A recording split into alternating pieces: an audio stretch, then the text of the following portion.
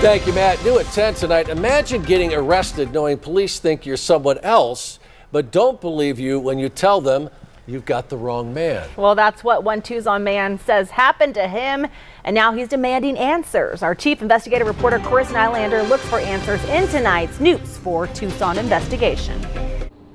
It was the beginning of November. Manuel Marquez says he was driving a friend's car right by this cul-de-sac when suddenly he was pulled over by federal agents at gunpoint.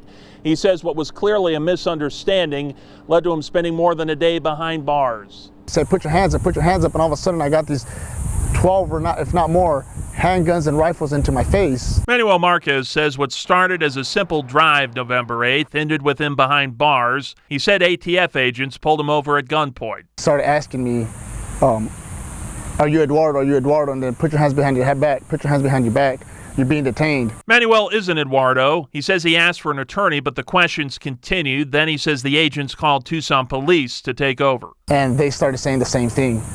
Are you Eduardo? Are you Eduardo? He says officers told him they've been looking for him since January of 2022 for a dispute with his spouse. None of the details made any sense to him, but he says they didn't believe him and took him to jail. I asked to speak to an attorney when I arrived at the Pima County Jail. They said, we don't have that here for you. You won't be getting that here. What is your name? You're Eduardo, aren't you?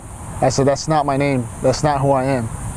They said, well, you can keep playing that game with us. We don't have time for you. He was brought before a judge later that evening. And I told him what was going on. And the judge says, I'm sorry, I can't help you.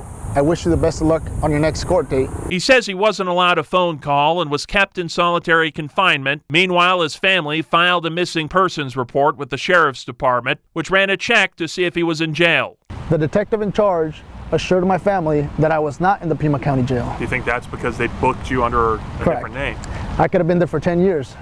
They would have never found me because I was under somebody else's identity. Manuel was released and given a December court date, but that day never came because the state prosecutor filed a motion to drop the charges November 14th after learning they arrested the wrong person. The News 4 Tucson investigators reached out to ATF and TPD. ATF says the matter is still tied to an open criminal investigation and can't comment. TPD said the mix-up is being investigated and that its Office of Professional Standards had already reached out to Manuel. Manuel tells us that never happened, and TPD refused to let him file a complaint. TPD didn't comment on those allegations, but the same day we questioned them about not contacting him, an officer called up Manuel. Thanks to you, we're somewhat getting somewhere. If it wasn't for you, I mean, we'd be stuck nowhere because I called twice, 2 different occasions, to initiate 2 different complaints and check up on the first complaint, and they said, we'll get back to you, we'll email you. We requested the body camera footage, but after nearly a month, haven't received it.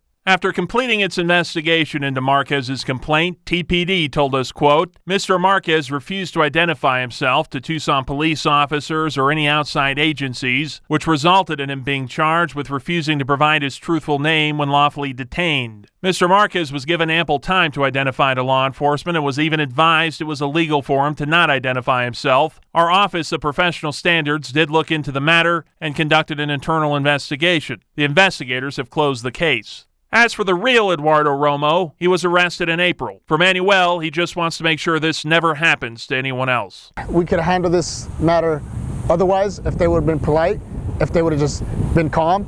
Manuel says he fears his fingerprints and personal information could remain tied to Eduardo Romo and perhaps will come back to bite him later.